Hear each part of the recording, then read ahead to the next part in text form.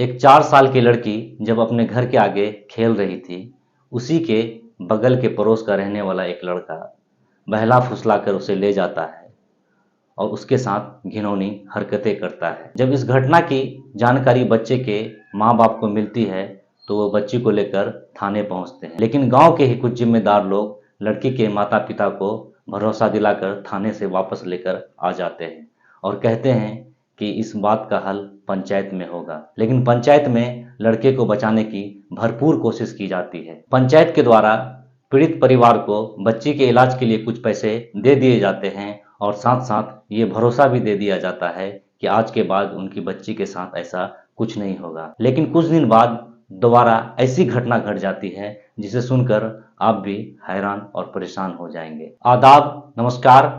आप देख रहे हैं द रियल स्टोरी और मैं हूं आपके साथ जुनैद अनवर। आज की जो सच्ची घटना सुनाने जा रहा हूं, दरअसल ये घटना है कुशीनगर के कप्तानगंज की। एक 4 साल की लड़की अचानक चीखती चिल्लाते हुए भागकर अपने घर आती है। जब उसकी हालत उसकी माँ देखती है, उसकी माँ भी देखकर उसकी हालत को घबरा जाती है। उस लड़की के दोनों पैर खून से भरे हुए थे और खून रुकने का नाम नहीं ले रहा था। ये देखकर उसकी माँ झट से अपने बच्ची को गोदी में उठाती है और लेके गांव के ही झोला छाप डॉक्टर के पास पहुंचती है। लेकिन झोला छाप डॉक्टर उसे देखते ही इलाज के लिए मना कर देता है। उसकी माँ उसे तुरंत कप्तानगंज प्राथमिक स्वास्थ्य केंद्र लेकर पहुंचती है, लेकिन वहां डॉक्टर नहीं होने की वजह से वहां भी उसका इलाज नहीं हो पाता।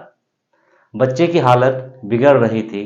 उसके बाद कुछ लोग ही गांव के मिलकर उस बच्ची को निजी अस्पताल में भर्ती किया जाता है। 2-3 दिन के अंदर बच्चे की हालत में सुधार आता है। जब बच्चे की हालत सुधरती है तो बच्चे की माँ बच्चे से पूछती है कि बताओ तुम्हारे साथ किसने क्या किया। तो बच्ची अपने टूटे फूटे आवाज में अपने घर के ही पास रहने वाले एक 16 साल के लड़के का नाम लेती है। दरअसल वो 16 साल का लड़का उस 4 साल की लड़की को बहला फुसलाकर सुनसान जगह ले जाता है और उसके साथ घिनौनी हरकतें करता है, बच्ची का रेप करता है।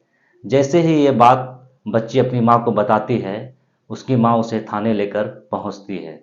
लेकिन गांव के कुछ जिम्मेदार लोगों को जब ये बात पता चलती है कि बच्ची को लेकर उसकी माँ थाने पहुंच गई है, तो वे सभी लोग थाने पहुंचकर बच्चे के माता पिता को समझाने लगते हैं और कहते हैं कि अगर तुम इस लड़के के खिलाफ रिपोर्ट लिखवाओगे तो ऐसे में पूरे गांव की बदनामी हो जाएगी।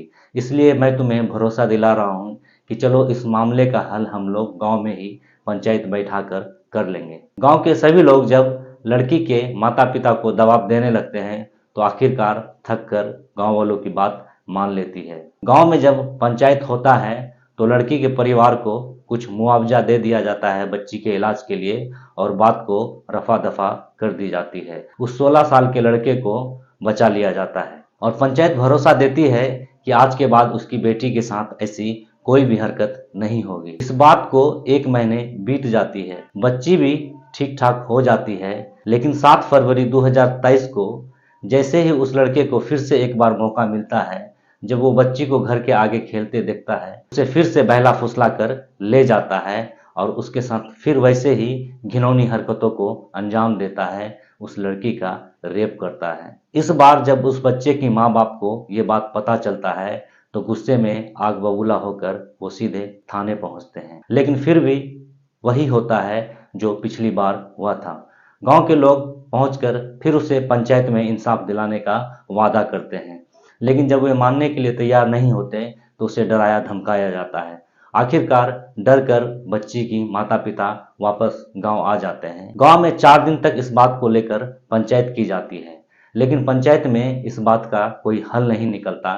तो आखिरकार बच्चे के माता पिता जाकर थाने में उस लड़के के खिलाफ तहरीर देते हैं।